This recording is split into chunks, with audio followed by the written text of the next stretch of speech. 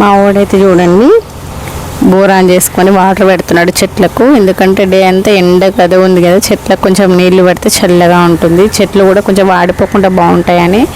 అక్కడ తమలపాకు చెట్టుకు అలాగే అక్కడ పూల చెట్లు ఉన్నాయి, వాటికైతే నీళ్ళు పడుతున్నాడు. ఇక్కడికి వచ్చిన కానీ వాడికి అదే ఇంట్రెస్ట్. డైలీ ఈవినింగ్ అయితే చెట్లకు నీళ్ళు పట్టడం వాడికి చాలా ఇదే ఇంట్రెస్ట్ అనిపిస్తుంది. అలాగే హ్యాపీనెస్ కూడా ఉంది. ఇలాంటి టైంలోనే కదా పిల్లలు ఎంజాయ్ చేసేదని నేను కూడా వదిలేసాను.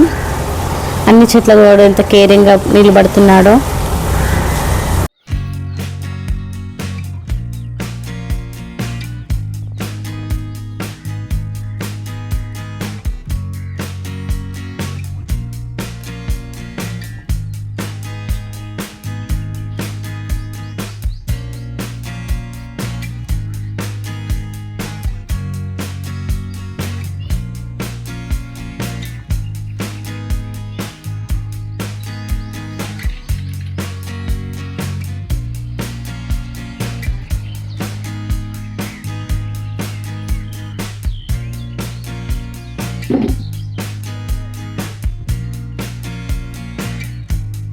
పిల్లలు స్నాక్స్ అడుగుతున్నారు, ఏం చేయాలా అని అర్థం కావట్లేదు. ఇంట్లో అయితే పిండి ఉంది,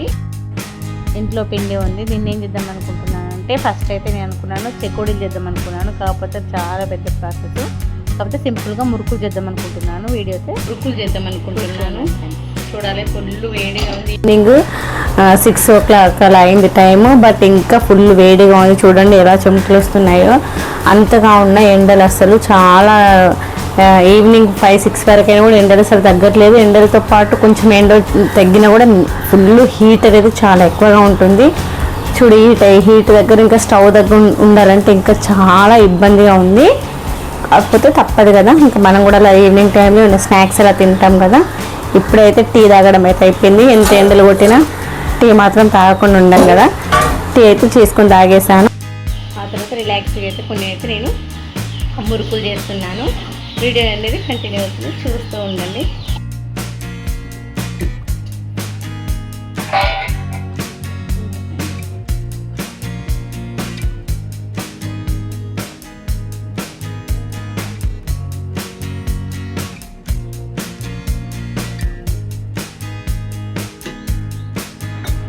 నేనైతే బియ్యం పిండితో మురుకులు చేస్తున్నాను. బియ్యం పిండి ఒకటే పట్టించలేదు, దీంట్లో శనగపప్పు వేసి పట్టించాము. నేను మురుకులు ఎలా చేస్తాను అనేది నెక్స్ట్ వీడియో అయితే నేను పోస్ట్ చేస్తాను. నా వీడియో కోసం వెయిట్ చేయండి. Thank you for watching my video. Bye friends.